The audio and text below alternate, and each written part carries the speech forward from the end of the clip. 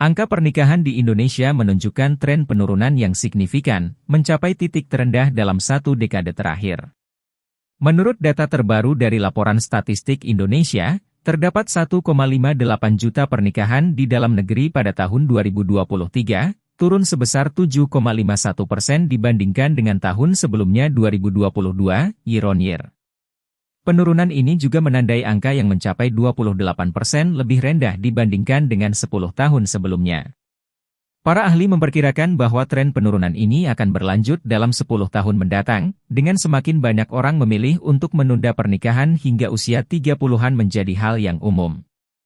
Dalam 10 tahun terakhir, angka pernikahan nasional pernah mencatatkan rekor tertinggi pada tahun 2013, mencapai 2,21 juta pernikahan. Namun, setelah itu, angka tersebut mengalami fluktuasi dan konsisten turun selama 5 tahun berturut-turut sejak tahun 2019. Berdasarkan data provinsi, angka pernikahan tertinggi pada tahun 2023 terjadi di Jawa Barat dengan 317.715 pernikahan, diikuti oleh Jawa Timur dengan 285.189 pernikahan, dan Jawa Tengah dengan 256.144 pernikahan.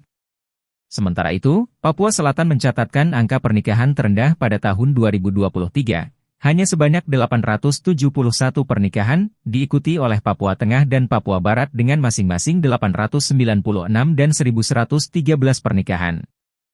Bahkan, Papua Pegunungan merupakan satu-satunya provinsi yang tidak mencatatkan pernikahan sepanjang tahun 2023. Beberapa faktor bisa diidentifikasi sebagai penyebab utama dari penurunan angka pernikahan di Indonesia. Salah satunya adalah meningkatnya beban biaya hidup, yang mendorong sebagian orang untuk menunda keputusan untuk menikah.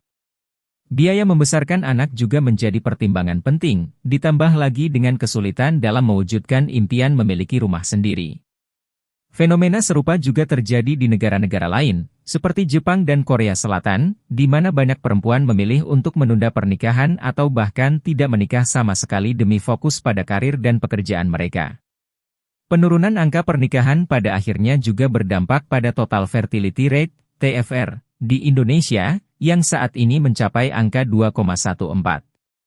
Hal ini menunjukkan bahwa setiap keluarga rata-rata hanya memiliki 2 anak, jauh berkurang dari angka 5 anak pada tahun 1970-an.